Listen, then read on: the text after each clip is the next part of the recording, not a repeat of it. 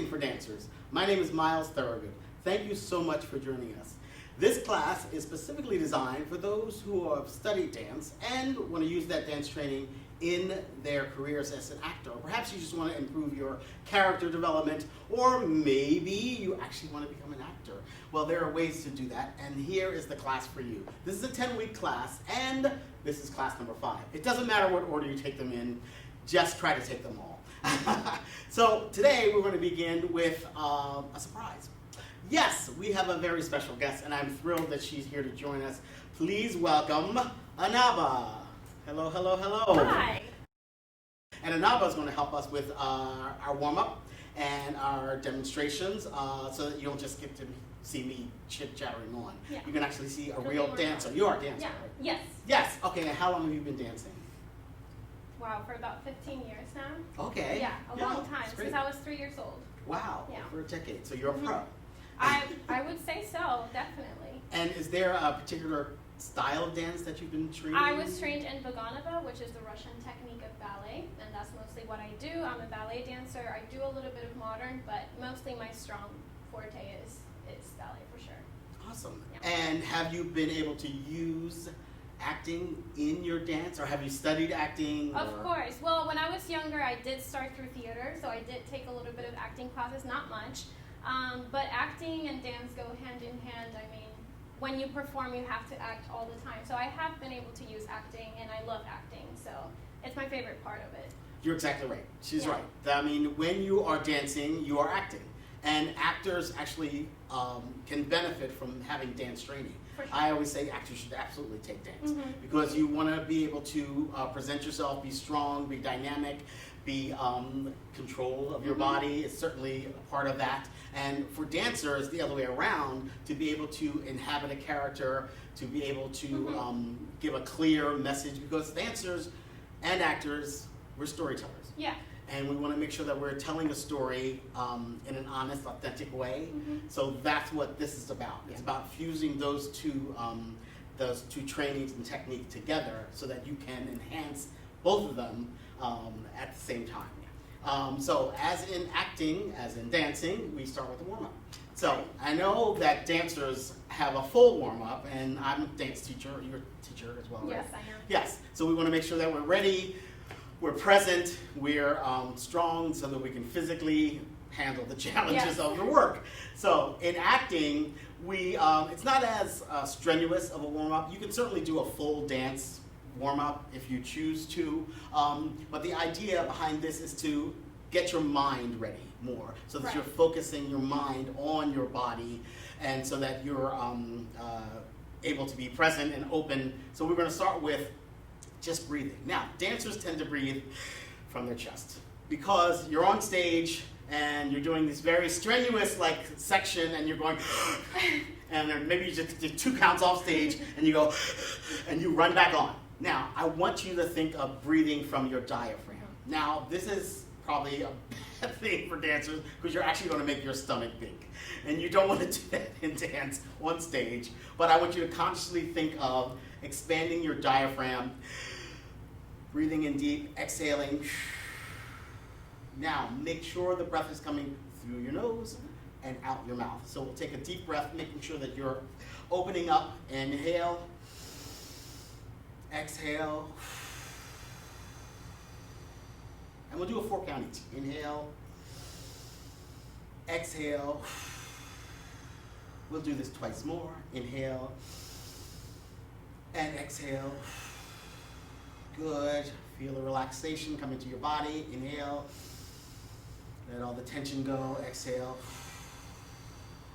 Nice. So now our muscles are getting the oxygen it needs. Our brain's getting the oxygen it needs. Because the truth is, in acting and in dance, you want to have a full, open imagination. In order for your brain to work, you have to have oxygen. And so that your muscles need the oxygen and your brain needs the oxygen. So that's why we do our breaths that way, deep breathing through the diaphragm. What we're going to do is do our body connectors. And I start at the bottom because that's our grounding. We're on the floor, we're nice and grounded. So what we'll do is we're just going to literally make circles, just rotating in your ankles. So what you're doing is you're opening your body connectors, which are all of your joints. so that the energy can flow, so that the oxygen can flow, so the ideas can flow. And we kind of do that for a little bit, and we reverse. And go the other way, so that we're ambidextrous within the same leg. Does that work? Is that a true thing? I think so. Good. And then we go up into the other side. There you go. And make sure you're circling out and around. Make nice wide circles. And then you reverse that. Cool.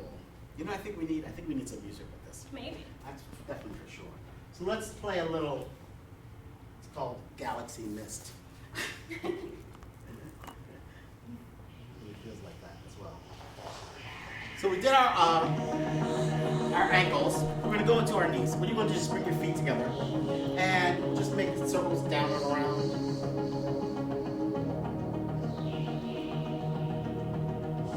Then we'll do 5, 6, 7. Reverse that circle, opposite way. And as you're doing this, your mind should be on the body part that you're working on, so that you're focusing. 6, 7, and then we'll take it into the hips. Just make a small circle around, loosening in the hip sockets. 5, 6, 7, reverse that.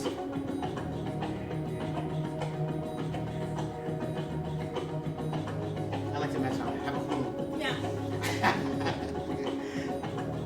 6, 7, we're going up into the upper body, shoulders going back. Just loosening the joints. And reverse it. Forward. Circles. Keep your breathing regular.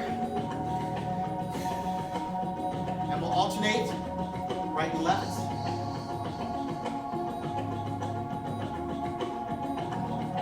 6, 7, reverse. 2, 6, 7, 8. Now going into the elbow. Just let the hand and the arm kind of flop down. So you're not really specifically making any shape with your hand at all. And reverse that. 4, 5, 6, 7. Left side. Out.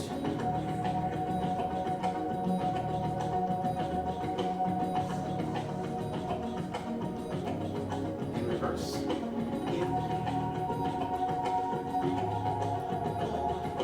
5, 6, 7. We'll take it into our wrists. Out.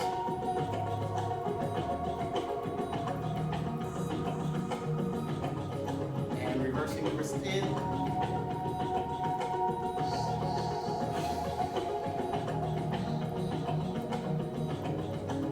Shake it out. Shaking the elbows, shoulders, hips, knees, and relax. Take a deep breath again. Inhale. Notice exhale. One more. And relax. Lovely. So it's not strenuous. It's just loosening things up for right now. So we're going to go a little bit further. And what we're going to do is we're going to do what I call a shakedown. So you may have done this in your acting class. I'm not sure. This tends to be the warm-up that most acting classes do. So if you see this when you go to an acting class, you know where it came from. What happens is you're going to start with your hand up, and we're going to count backwards from 8 to 1. So we're going to shake our hand for 8. We'll do the opposite side for 8. We'll do our legs for 8. Other leg for 8. Then we'll do our whole body for 8. Okay? But you'll have to count backwards. And this is important for the acting part of it. Make sure you're breathing. You have to say the number, articulate, make sure that the numbers are coming out clearly. If you run out of breath, we can slow it down. You can slow it down. But I want you to feel the body moving and your brain connecting with the numbers going backwards from 8 to 1 on every section of the body. All right, take a deep breath, inhale, and up, and we count down and say it out loud. 8, 7, 6, 5, 4, 3, 2, 1. 8, 7, 6, 5, 4, 3, 2, legs. 8, 7, 6, 5, 4, 3, 2, 1. 8, 7, 6, 5, 4, 3, 2, whole body. 8, 7, 6, let it loose. 4, 3, 2, 7, 7, 6, 5, 4, 3, 2, 1. 7, 6, 5, 4, 3, 2, 1. 7, 6, 5, 4, 3, 2, 1. 7, 6, 5, 4, 3, 2, whole body. 7, 6, 5, 4, 3, 2, 1. 6, 5, 4, 3, 2, 1. 6, 5, 4, 3, 2, 1. 6, 5, 4, 3, 2, 1. 6, 5, 4, 3, 2, 1. 6, 5, 4, 3, 2, 1. 5, 4, 3, 2, 1. 5, 4, 3, 2, 1. 5, 4, 3, 2, 1. 5, 4, 3, 2, 1. 5, 4, 3, 2, 1. 4, 3, 2, 1. 4, 3, 2, 1. 4, 3, 2, 1. 4, 3, 2, 1. 4, 3, 2, 1. 3, 2, 1. 3, 2, 1. 3, 2, 1. 3, 2, 1. 3, 2, 1. 2, 1. 2, 1. 2, 1. 2, 1. 2, 1. 1, 1, 1, 1, 1. And relax. It's a lot harder than it seems. Yes, it's aerobic. You want to make sure you're breathing, and the counting is the other thing, because your mind has to be on the script, but your body is doing something completely different that you wouldn't necessarily be doing. And of course, as actors, we need to do that. We need to have our mind on what is on the page, and our body is doing something else. It's just like in real life. When you're in the kitchen making something, you're not necessarily thinking of what's doing right there. You could be thinking of something completely different. So emotionally, you have other things going on that physically you may not be doing at the time. And as dancers, we're great storytellers. That gives us an edge, a leg up, pun intended, if you so choose, in being other things in the industry. Absolutely, acting, singing, modeling, even design, like how these things can be related, and how you can take the skills of your training as a dancer to these other aspects, particularly as an actor, because you have to be strong, you have to know your body presence, you have to know your blocking, your spacing, things like that. As a singer, you have to have your voice ready, you have to have your diaphragm strong, you have to have a core. We do that in dance, make sure that's happening, and modeling. You have to be able to pose. You have to know lines and angles, and photographers will love you if you can, immediately go and create something that they haven't seen before because of your dance training. And what else? How else would you use that? Even designers, like scenic designers, just having a sense of space and formation and things like that. These are all skills that you can use from your dance training in these other industries as well. All right, so we're going to do our first little exercise, and it has to do with walking.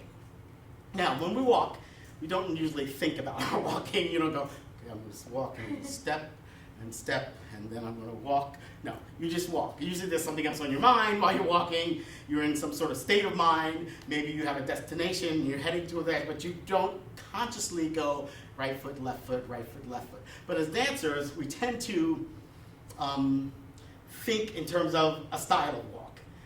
There's like the grand, ballet, ballerina walk. There's a jazz slow walk. But a lot of that has to do with where you're walking from in terms of in your body. So we're just going to do a little exercise. Just walk, just go towards the camera and back across the space. Now, because I asked you to do that, sometimes you get self-conscious, and that's what I don't want to happen. I want you to just be your pedestrian self, walk to like the end of the table, and we'll come back. Ready? Let's take a walk.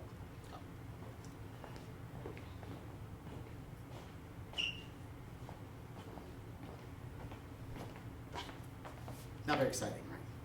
Well, now, think about it this way, dancers. What if I said walk from your chest so that your chest leads? How does that change how you walk? Are you more confident? Are you cocky? Are you more powerful? Let's just try that. So lead from your chest and take a walk. Here we go.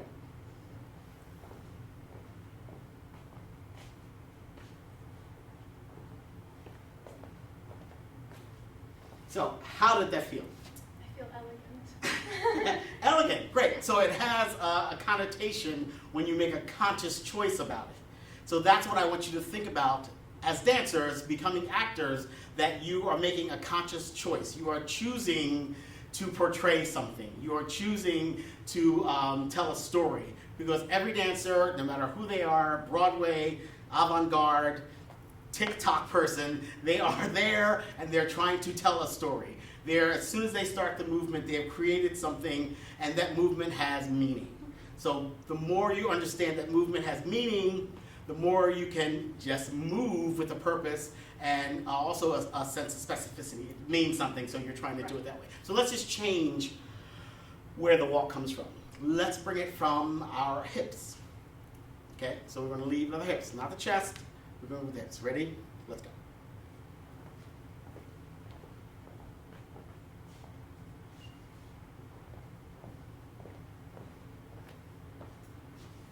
And how did that feel?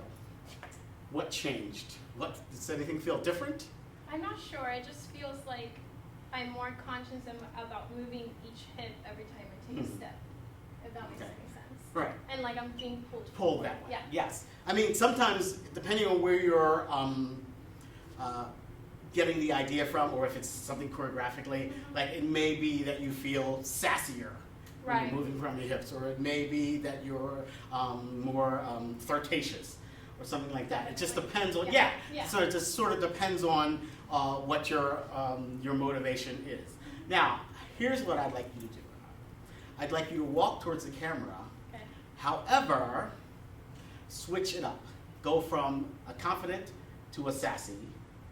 So from chest to hip, and then do the same thing on the way back.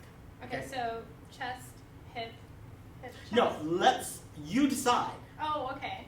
You decide, so that you are making that conscious choice, and see if you can portray that choice just physically. Okay? I'm ready. All right, let's see.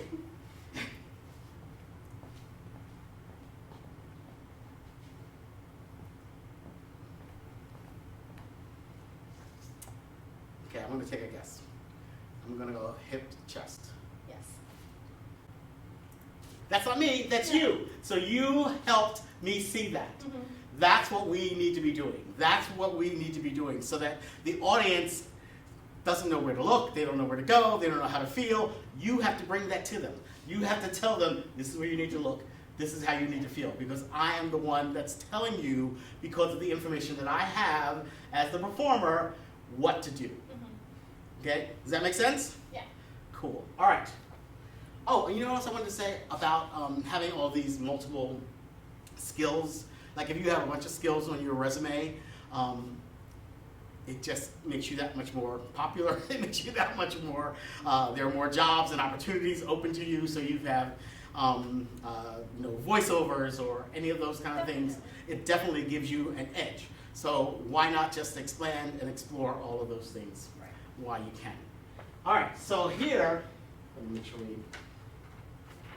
let's talk about the problem, because the problems is what we're here to solve. So the problem is some dancers don't feel like they have the capacity to infuse their dance with acting, or to be an actor. They don't feel like they know which path to go or the choices to make. And some are the other way around. They are like overly exaggerating their faces, and their expressions are like too large. So it's not coming from sort of real, authentic place from their center. So it's figuring out how we do that. That will make a difference in, excuse me, the kind of performer that they become. So let's go, as we always should, back to basics. So the basics of acting are RSVP, which is to show up, which means to show up. Well, yes, I'll be there. So you have the R, being realistic, making sure that you are believable, that you are portraying something that's true. And that just doesn't mean the physical stuff, like, okay, oh, was I just shot? So can I portray it being shot? Like, that's great if you can do that. But how do you portray that pain, that the emotional content of it, or being in love? How do you portray? How are you believable? Are you realistic in being or portraying being in love? So that's the one thing. Realistic and surprising is the other thing. You want to be surprising. You don't want to have your performance or your reading be flat. You kind of want to have a little surprise. And you know those actors who are just quirky and they have their own personality, and they're surprising. That you go, oh, I didn't expect that choice at all. So it's really interesting to watch them to do that. The other quality, basic quality, is vulnerability, because people want to be able to empathize with you as a character.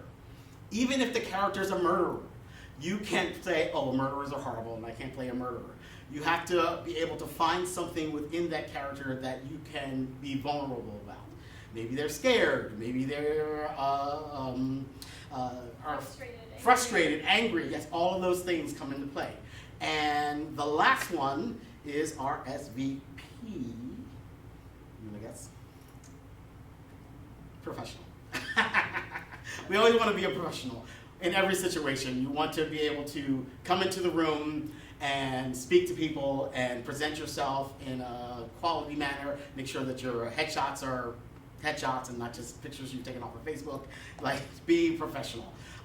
Treat everybody with respect, and then so you do those RSVPs. You show up.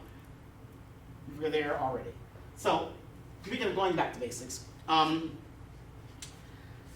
Dancers, you have to start trusting the training that you had already. Trust that your ability to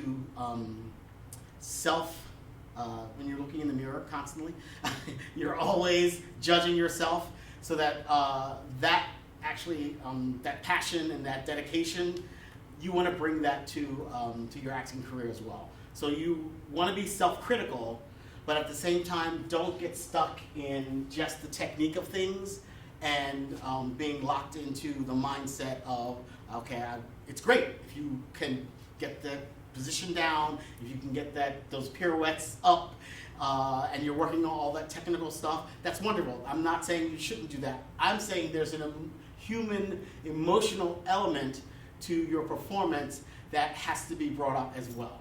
So that comes from your imagination. So if you're thinking of the steps while you're doing them, that's probably not a good idea.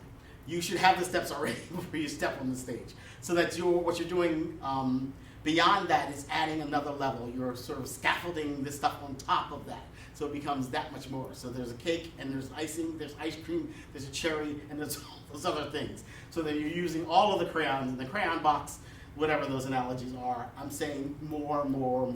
So yes, be critical of yourself, look in the mirror, but don't get stuck at the bar and don't get stuck in the mirror, because the truth is you're trying to create something that will be on the stage. So you want to be able to connect with people in a human, emotional way. So let's do a little exercise with that. So, and this one is just called Create a Narrative. So it's also called Who is There? So we need a chair. I'll grab this chair. And what Anala's going to do is demonstrate this exercise. So you can choose to either sit or to stand. However, you're not in the scene by yourself. Somebody is there. So either they are seated or they are standing. And whatever action or reaction that you have should tell us who the other person is. Does that make sense? Yes. Okay. So, and we just use a chair because there are a lot of situations where people are in a chair or people are around the chair or there's something. And here's the other thing, dancers. You cannot speak. You can only gesture. And remember, gesture is more powerful than words. because the words come from the mind and gestures come from the heart. So when you go to do a gesture, you're instinctively doing something. When you go to speak, it's usually based on something in your mind. You thought about it, you analyzed it, and you're going to say what you're going to say, unless you're just flapping off at the mouth. But here, what I want you to focus on is using your dance ability to tell us a story. Okay? Yes. So whenever you're ready, you can choose stand or sit, and then we'll try it the other way. Okay. Okay? Yeah. All right. Here's an out. Okay.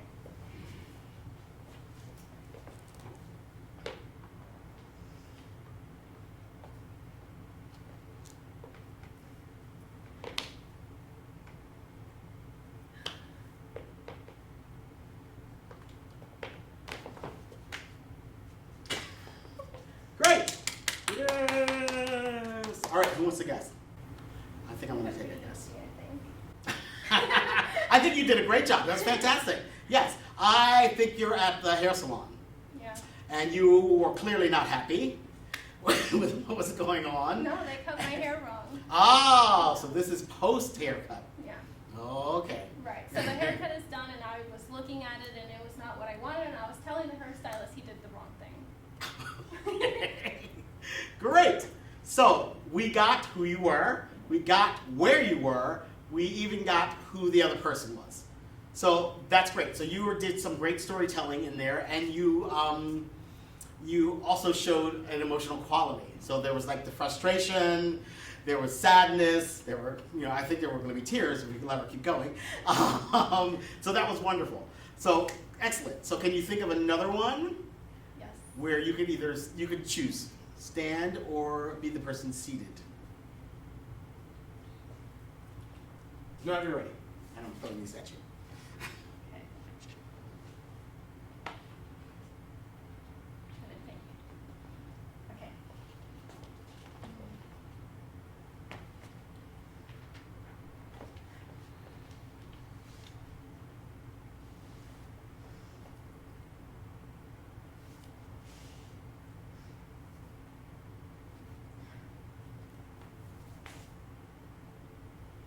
Wow! Nice job. Cool. So tell us about that one. I was trying to console someone. Mm-hmm. Yeah. I didn't have a clear story of what was happening. I was just trying to console someone that was very sad. That was your motivation Yes. to console. Yes. Yes. So these are exercises you can do on your own. You can do them at home. You don't need anybody else. Actually, the whole point is that you don't need anybody else. You have to actually create the other person and let us know who it is through your actions and your reactions and your emotional state. Try to get really specific as you can as you're going through, so that you go through and you think of who the person is and your relationship to them. Not just who they are, but what is the actual relationship. And where you are, like what does the environment look like? Even though we as an audience can't see that, you have to tell us that maybe it's a little cold, or that the wind is blowing, or that, you know what I mean? So that you want to fill in all of these little gaps so that the audience gets as much information as they possibly can, and it becomes real for you.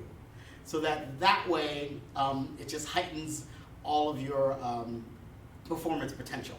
So that you are adding all these layers on and adding that specificity to it so that it's a real scene, even though you may not have a single prop or a set or a costume. It doesn't matter. It actually has to come from inside so that you are sharing that in a real and authentic way. Good job.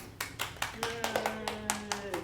Nice. All right, so our next little game, it's not a game. Actually, it's a different exercise. So when we're dancing, and before we're dancing, like we warmed up.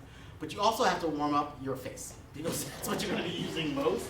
Now this is going to seem a little strange, but we're going to try. Okay. So what we're going to do is we're just going to try to stretch our faces. So what I want you to do is like pull your eyebrows as far away from your face and your chin all the way down.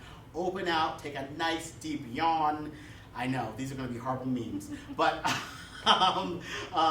it's just so that you can elasticize your face. Because the truth is, 4 of your senses are in your head. The other ones, Actually 5 if you touch something with your cheek, I guess. But 4 of your senses are in your head. So when you are collecting information from the world, when you are gathering how people react and what birds do and whatever the information is that's out in the world, your senses are collecting that information, and you want to use that sense memory to bring it back when you're portraying a character that is going through a similar thing, so you can call on that. So in order for you to do that, you have to be able to be elastic and figure out what expressions I can make, what is the range of my movement in your face. Not how high you can kick in your ma, but how many expressions you can make on your face. So we're going to do wide mouth, wide head, open up, pull your ears back. It's like you're in a wind tunnel.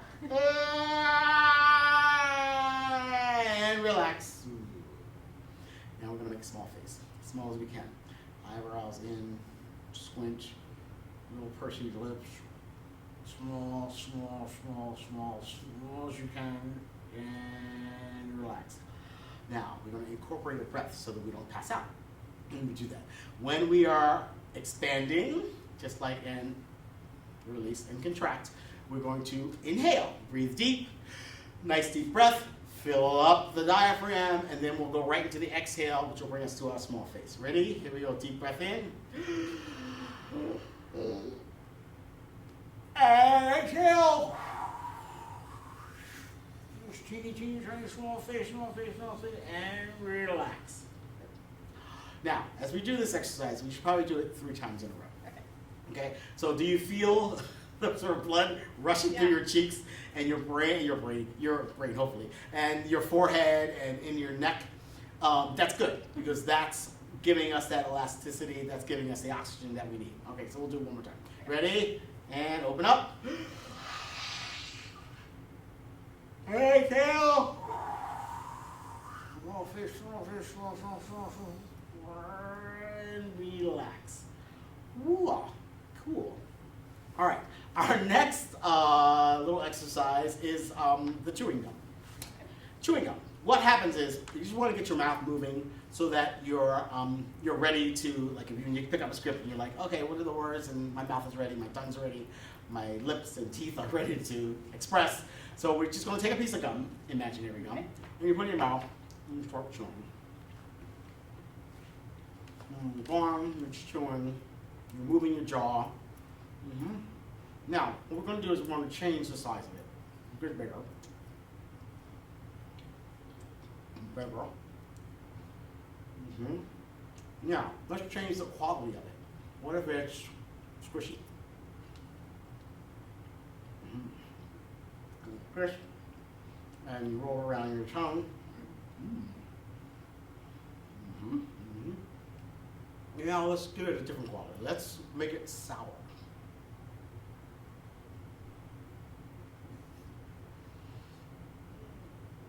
And now it's sweet. It's your favorite flavor.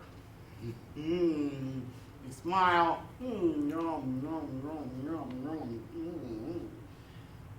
Okay, now it's spicy.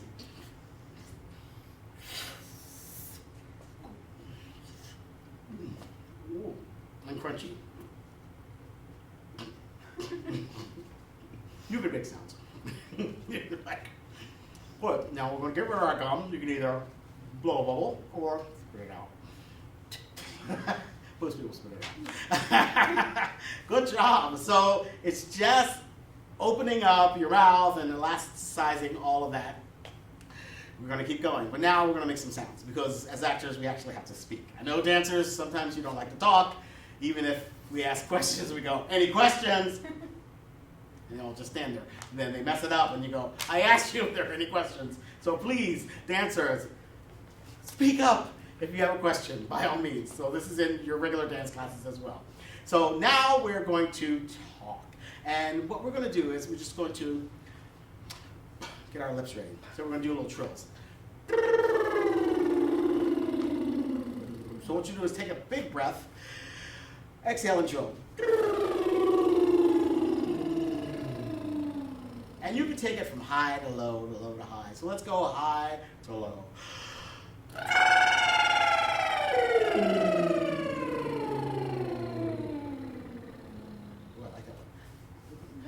Let's do that one again.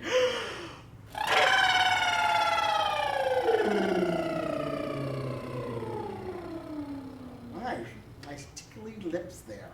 All right, the next one is just a sigh.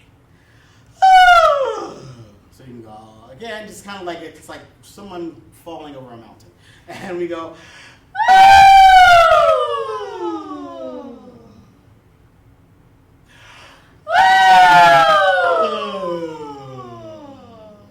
One more time. Nice. All right, tongue trills.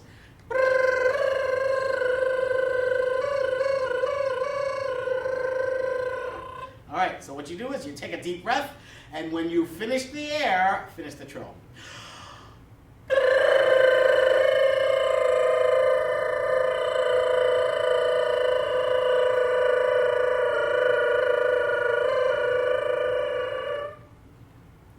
Hey, awesome. All right, so now we are ready to speak. So we want to kind of protect our voice and make sure you have a nice, healthy voice. And if you have some water, it's good because you want to be hydrated as much as you can when you're running through these exercises, because your vocal folds, they work better when they're lubricated than when they're dry and deserty. You don't want that. So you want to be sure that you stay nice and hydrated. So these trills you can do for like 5 minutes or so. It's just like being at the bar. Same thing. I'm going to do my tam-dos. I'm going to do my. It's just that same repetition of an exercise and training that you just want to keep up.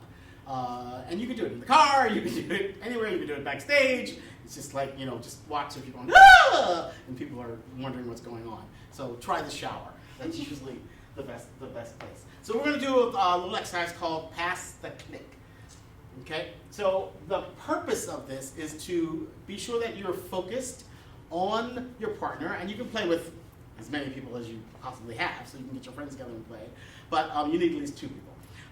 So what I'm going to do is I'm going to snap and pass the click to Anapa, and then she's going to take it, and then she's going to pass it back to me, and I'm going to take it. So as we do this, do I catch it with any part of my body? Or does it have you to be can my catch hand? it anywhere. That was what I was going to say. You can catch it anywhere you want, but you should start off just kind of like just so that we get moving slowly, and then what we'll do is we can change the quality of the click. So I may call out something, and then that will determine how we pass it to each other. It'll determine the mood of it.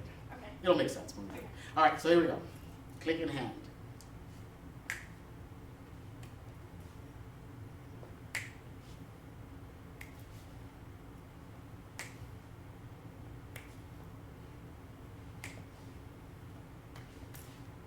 Okay, now the click is the most precious thing in the world.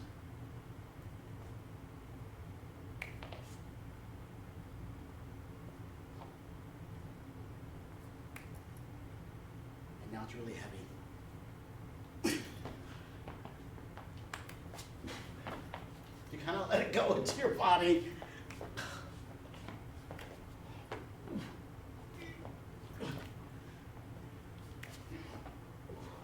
And now it's a bomb.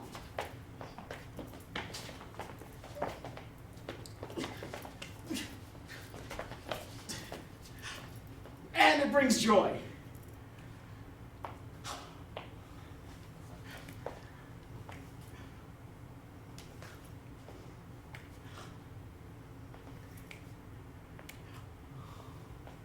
Good. Nice. So the idea is to connect with your partner because, like in dance, if you don't know how to do it, you gotta know that partner. You gotta know what you're doing and get a good connection with them. Same thing in acting. If you have a scene partner, you want to be able to connect with them, see what they're giving. It's a give and take. What they're taking, what they're giving, what you're giving, what you're taking from them. It's a back and forth. So that connection needs to be there. So if you're working on scene work, and if you're in your acting class, make sure you have that connection. Spend time. Don't just jump up and think that, oh yeah, we got this automatic chemistry. It'll just happen like that. And it might. Truth is, that can happen, but what you want to do consciously is intentionally focus on the other person's eyes. It's like the game Zip Zap Zop, where you're looking at them and you're sending it directly to them so that you have that connection with the eyes particularly, because that's really where you're telling the audience to look. You're giving the audience a clue as to what is happening with you, because you're getting that information and then you're sending it out to them. All right, so good job. So it's fun with a lot more people, but it's still fun to play. So that's past the click. All right, now comes the time of us speaking. And not just speaking anything, but they're going to be speaking tongue twisters. Because dancers, we have to be able to speak. We have to be able to enunciate. We have to be able to be clear with our diction and be clear with our expression. And in order to do that, it takes practice. Now, you could talk all day, I guess you could, but one way of clearing up any problems that you may have with certain words or syllables or excuse me, any lisps or any sort of vocal problems that you may have is to practice some tongue twisters. Now, we've done these before. I put them up before, but now I have someone to do them with. So I'm thrilled. And she has not seen these.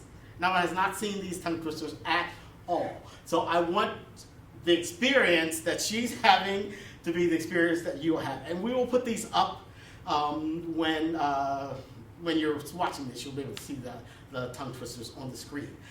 But I have here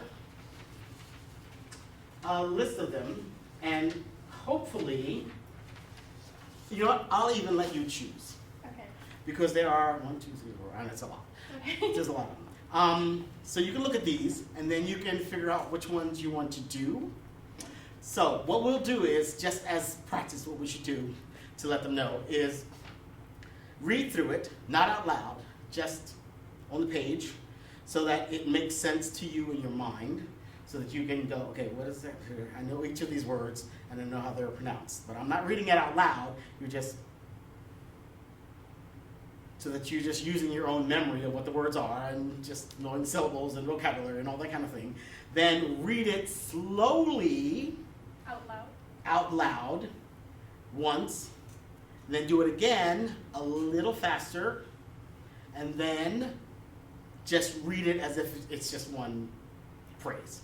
All right, so here they are. I should show them to you before I carry away with myself there. And each one of these has a different focus. Some of them are W's or T's, R's or S's. It just depends on what your particular challenge may be. So it may not even be a challenge for you. It may just be a fun exercise just to try to do them all and figure out how to really incorporate your diction and clean that up and clean up your expression and your enunciation, because you're going to need that. So in addition to telling stories with your body and telling stories through dance, you have to be able to speak as an actor. So you have to make sure that you are also at the correct volume. You want to be sure that you can be heard. Because if you aren't heard, then you aren't understood. You aren't being clear, and you're not getting your story across, and then your narrative is out the window. So make sure you're heard. Make sure that you are working on your diction. And it doesn't have to be perfect. This is not the point. It's not the point of it being perfect. It's just realizing what you need to work on. It's just like everything else. Like in dance class, it's like, oh, I can't get that left double pirouette. That's why we're here. That's why we're here. If everybody could do everything, then we no need for classes. It's ridiculous. So the reason we're doing it is to improve ourselves. So try them. Give it a go. Read it out loud when you're ready. Slowly. Okay. She sells seashells by the seashore. Again. Mm-hmm. She sells seashells by the seashore. She sells seashells by the seashore. Nice. Okay. One more time. You pick another one? Okay. Read it in your mind first.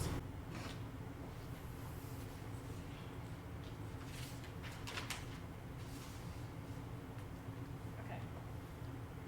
Read it. Yes. Okay. A pessimistic pest exists amid us. A pessimistic pest exists amidst us. A pessimistic pest exists amidst us. Amidst us? Amidst.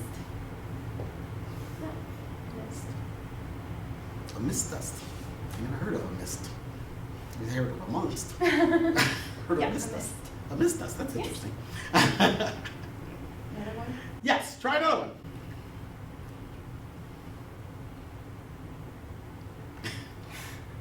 How much wood would a woodchuck chuck if a woodchuck could chuck wood? How much wood would a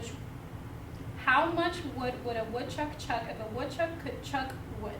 Good. I think that's as fast as I can do that one. Well, it's not about being fast. In fact, what I want you to try to do is once you understand what the tongue twister is, you don't have to memorize it, but change it so that it has meaning as if you are talking to somebody. Right. Do you know what I mean? Yes, I am. So it's just conversational. Yeah. So it's, how much wood would a woodchuck chuck if a woodchuck could chuck wood? Okay. How much wood would a woodchuck chuck if a woodchuck could chuck wood? Yes, exactly. Exactly. So then what happens is it has a purpose because you're having a connection with somebody. You are trying to relay something to somebody. It gives you an idea of, I'm saying this because it's important and I want you to hear. You have a motivation, which changes the way you're saying things, which is what I'm saying. As dancers, we're changing how we are telling a story, not from our body, but just from our words. So someone creative has come up with a script. And they were brilliant, and the script is magnificent, it's excellent, but you know what? It's just words on a page. So until you embody whatever that character or plot or scene is, it's flat. It's great reading, it's great literary, but what our job is to make it believable, give it some life, give it personality, add something surprising to it, maybe, and to just elevate that art that someone's created with our art and doing that. Okay, so you want to try one more? Okay. Fun one. Give Papa a cup of proper coffee in a copper coffee cup. Nice. Nice job. I like that. Well, you can keep that. Okay. You can keep those. And by all means, please practice them. And say them out loud. Say them to other people. The other idea is to record yourself so that you can hear what your voice sounds like. Embrace whatever that is. I know people go, I don't want to hear my own voice. You can't. You have to just embrace it, realize what it is, and you can work on it. You can change it up a little bit, but your voice is your voice. And you can realize how you are sounding and how you are portraying whatever information that may be. And just take something simple. I mean, take a recipe and just read it out loud, to record it on your phone and hear how that sounds. Is there a phone book anymore? I'll say open the phone book. Or just like directions to something, or ingredients on the back of a cereal box. It doesn't matter what the material is, only that you go through that process so that you can hear yourself and go, okay, that's what I sound like. What do I want to change about it? What do I really like about it? Is there things, is my diction clear? Am I enunciating? Am I speaking loud enough? So all of those things have to come into play because that's the way you're telling the story. You can start as moving, you can start as expressing, you can be the person in the chair or standing, but what you have to add to it is the dialogue.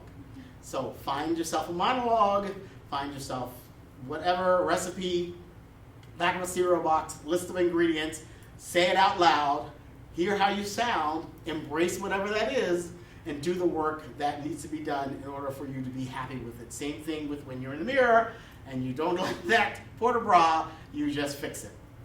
It's as simple as that. Okay? Thank you so much. Thank you so much. I had so much fun. I'm glad you were here. I'm really glad you were here. Thank you so much, Amava. And thank you guys for joining us. And I'll see you next time. Bye! Awesome.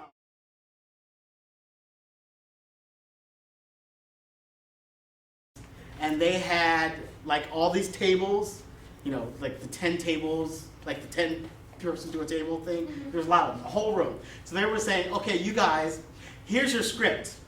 And the script was just literally everybody, like I don't know how many people, half of the room, we had to tell a story, but it was in a song, so we had to lip sync the thing. But the people were sitting like right here. And Bob from Tennessee, he was a da-da-da-da, like with a microphone, like lip syncing. So it was like this performance thing that was so strange, because I was like, they'll know we're not singing, won't they? They didn't know. They were like, oh, you guys were great. You were, yeah. Like, we were literally right here next to them. That's interesting. It was just very strange. It was like strange. It's because we were all dancers. And they were like, okay, but we'll have the dancers do it. It's because they didn't hire singers, right? They just were like, we'll just have the dancers do it. So they just gave us a script. And it was a lot. I mean, it was like page after page after page of this person, like all these people, you know, Vice President Bobby, and he got 5,000. It was like, just, that didn't make any sense. It wasn't a story. I mean, it was their story, but it wasn't like something that made sense in a narrative kind of way.